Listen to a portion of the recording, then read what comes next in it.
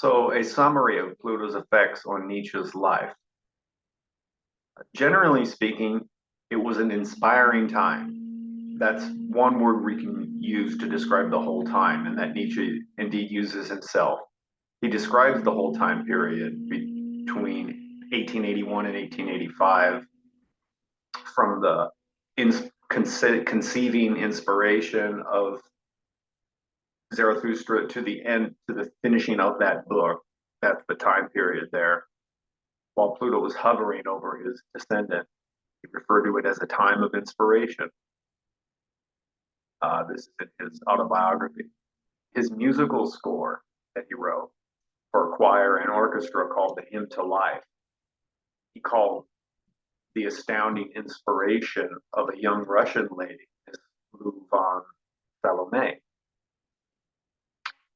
He said, the inspiration for the idea of the eternal recurrence struck me in 1881. He said, the whole of Zarathustra describes as the product of an inspiration so profound, he doubted whether anyone in thousands of years has been as inspired. The only work that Nietzsche describes as an inspiration in his autobiography is his Zarathustra. So indeed, an inspiring time that Pluto brought to him in general, but specifically it did three other things. First, it produced his self-proclaimed great work, Thus Spake Zarathustra, obviously. But Pluto was conjunct the descendant. And you might think, well, what does that have to do with a relationship event in his life? And I would repeat what I said in a previous video, that the descendant always includes the ascendant and therefore always the option or the choice for choosing the ascendant. So Nietzsche made his choice. It doesn't, he was brought a relationship, but you don't have to accept it. So he chose the solitude, the selfhood, if you will. But in another sense, even though he was isolated, it was as if when he was writing Zarathustra, he was creating an imaginary friend. So in a sense, bringing in a ethereal level of the descendant, if you will, or an imaginary friend element being created there. So in a sense, the descendant maybe is fulfilling itself in a shadow form or something like this. His sister says it's something interesting in this regard that I just wanted to mention. She said that having isolated himself at this point and writing Zarathustra, he quote, he therefore created a perfect friend for himself in the ideal form of a majestic philosopher. So she kind of picked up on this idea as well that I'm suggesting. The second thing that specifically that Pluto did was mark the beginning of a shift in the focus of his career for the rest of his career, in which he was, quote, preoccupied by the origin and function of values in human life. So this marks a major transition in his career, this Pluto transit.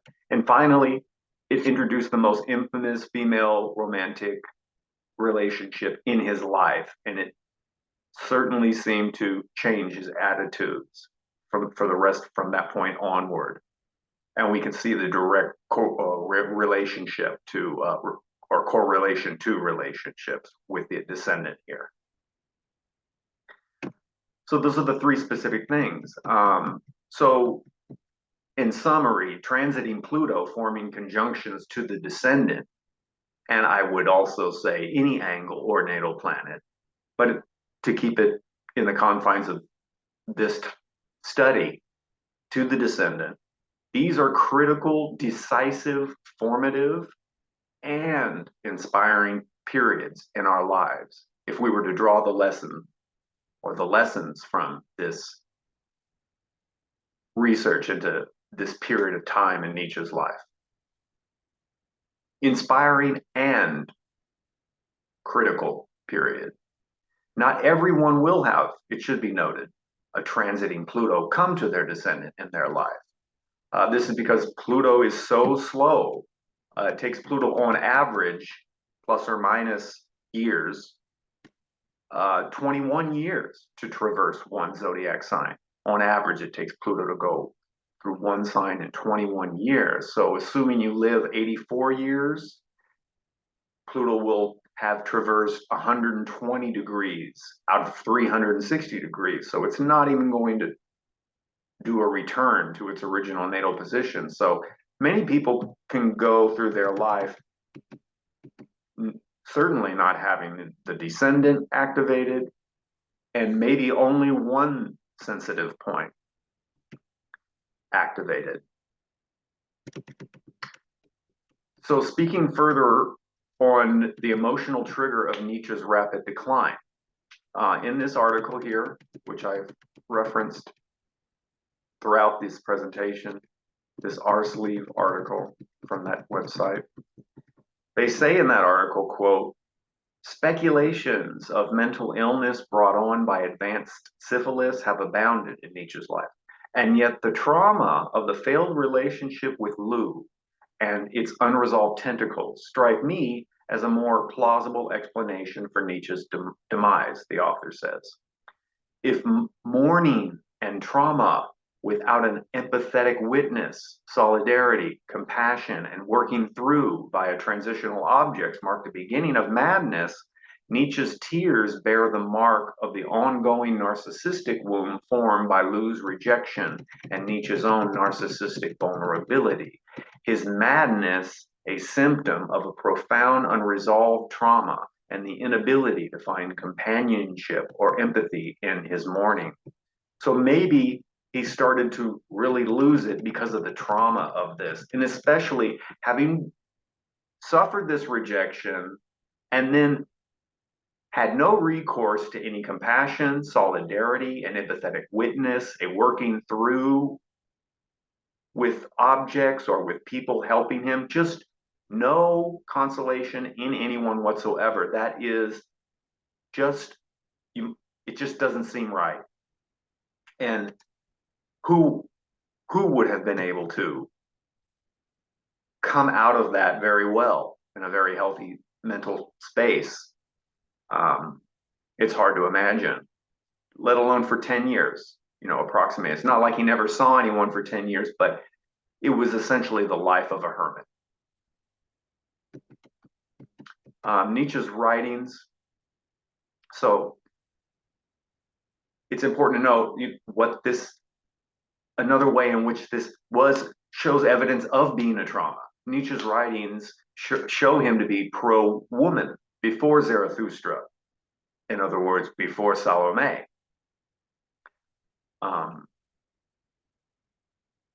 So he became sour, and there's many sour towards women. The attitude has become sour, and there are several videos on YouTube in this regard. Here's two of them I've given the links for. Some people say he turned into a misogynist. He certainly doesn't have very nice things to say, but he does seem self-aware about it, where he has a series of aphorisms that are critical of women. He prefaces the whole thing with saying, this is my truth, not a universal truth. He wasn't as deluded as to say that this is true of women, all women, for all time, no matter who you are. He was limiting it to his unfortunate experience. So that much is true, but certainly he had become embittered towards women, and it never showed any evidence of changing.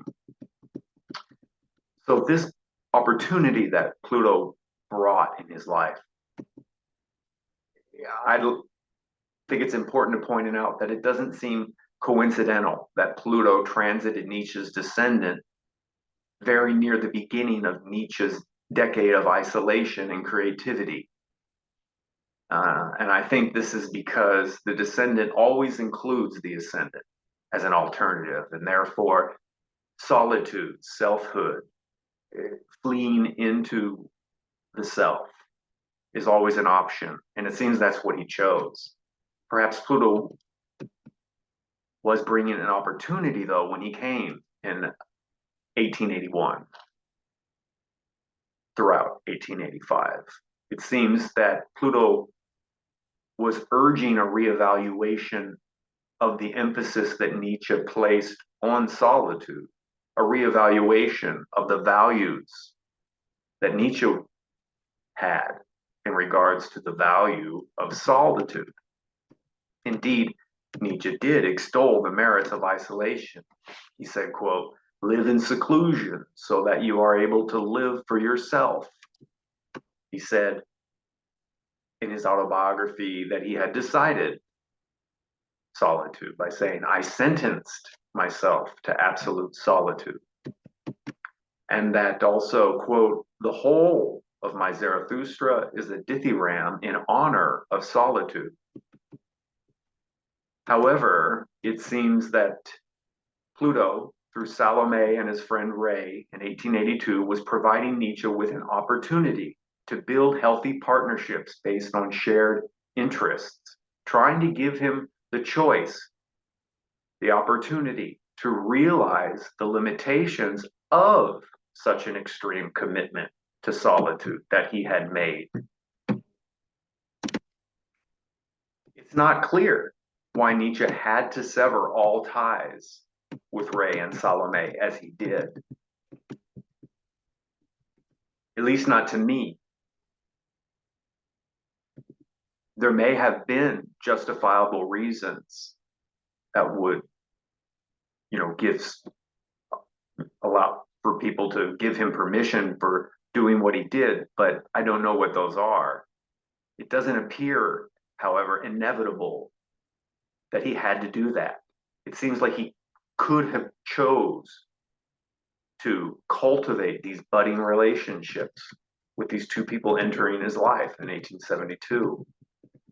And indeed, he was excited about it.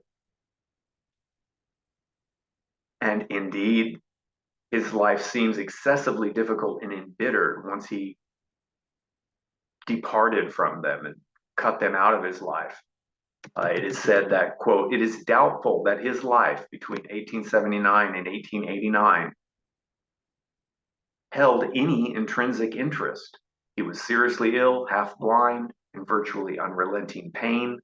He lived in boarding houses in Switzerland, the French Riviera, and Italy with only limited human contact for 10 years and sick.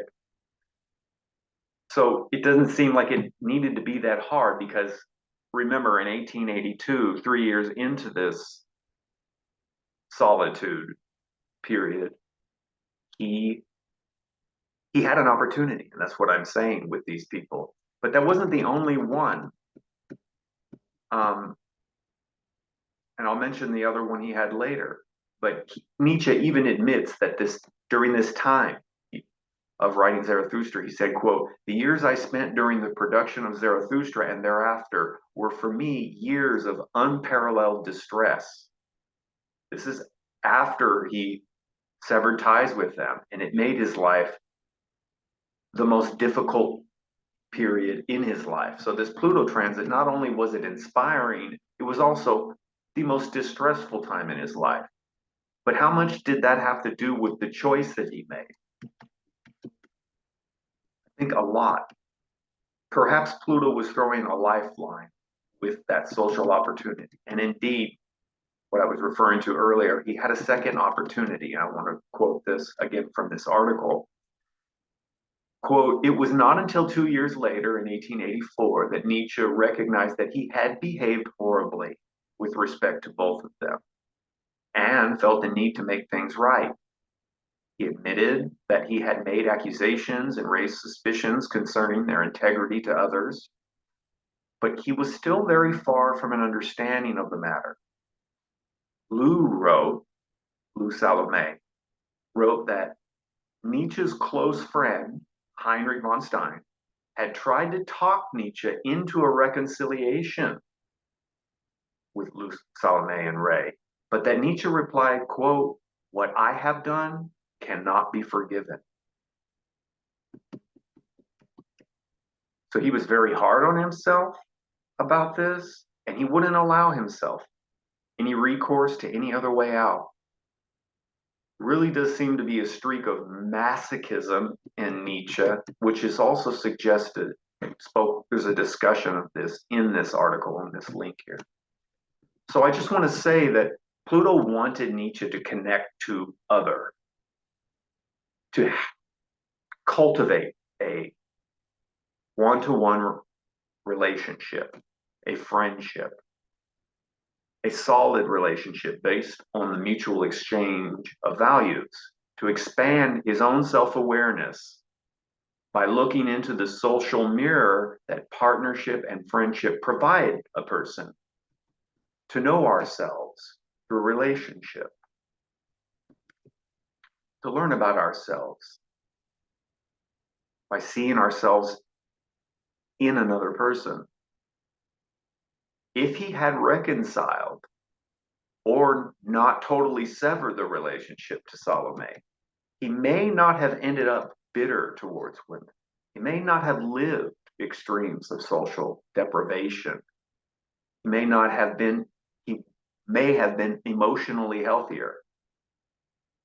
And perhaps he would not have drifted into a catatonic state, or not as severe, or later in life.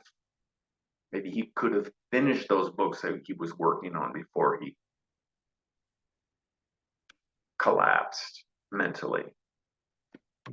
Indeed, Nietzsche admitted as much in a letter to his sister in 1884 about the effect that not having what he calls a milieu had upon him, this social and meaningful social environment that he did not have.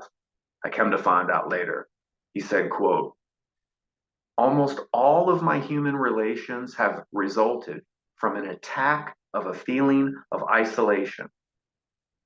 I have not been so profoundly ill for nothing, and I am ill on the average now still, that is to say, depressed, simply because I was lacking the right milieu and always had to play act somewhat instead of refreshing myself in people. I do not for that reason consider myself secret or furtive or a mistrustful person, quite the reverse. If I was that, I would not suffer so much." Quite a confession there by Nietzsche. Indeed, he was lonely and he longed for a friend. And he blames a lot of his illness on a lack of all of that. Telling Ray in a letter, even admitting to this as further evidence, he said, referring to Salome, "I long for this type of woman." And he admitted to Salome in reference to their conversations that, quote, when they were having them, quote, "I have it so rarely and enjoy it like a child." He loved talking with her. He saw her as something of an intellectual equal, at least while he still felt nicely towards her. Definitely. So Pluto came and gave Nietzsche an opportunity to build relationships, just like you would think when an outer planet is sitting on top of the descendant. But, however, Nietzsche ultimately stuck to his original decision when he, quote, sentenced himself to, quote, absolute solitude upon retiring from his professorship due to poor health in 1879. So we can only hope that Nietzsche's opportunity, that social opportunity, that relationship opportunity will again recur, but next time, hopefully with a happier and healthier ending for Nietzsche. Thank you.